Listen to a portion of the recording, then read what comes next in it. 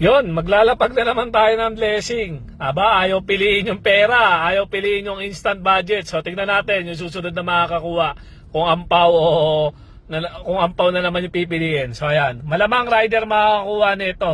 Kasi yung area walang bahay na nakapaligid dito eh. So kung malapit ka dito, sa inaanak ko na malapit dito, puntahan mo na.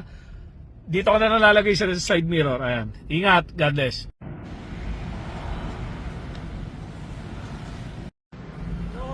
Ito nga.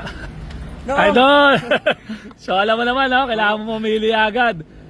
So, pera o ampaw? Ampaw doon.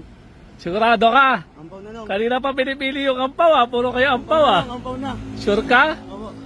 Dadagdagan ko to, 3,000 Dire mo may dollar ka na, may 3,000 ka pa. Ito na lang. Sigurado ka? Opo. 3,000 na. Opo. Gagawin ko 6,000 na to. Yung idadagdag ko 6,000 plus may dollar ka pa. Ano? Ampaw o ano? Ayun na lang. Ito na. Ito na. Opo. Sigurado ka? Opo. Okay, so yan na pipili mo. Okay, sige. Hanggang saan ka, Idol?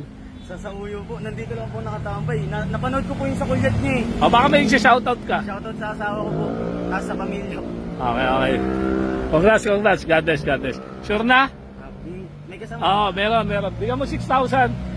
Okay, wait lang. Ito nga pala yung hindi mo napili. Tignan mo muna kasi hindi na ako maglalapag. Pakita lang natin sa kanila. Baka ang hindi mo napili, ayan.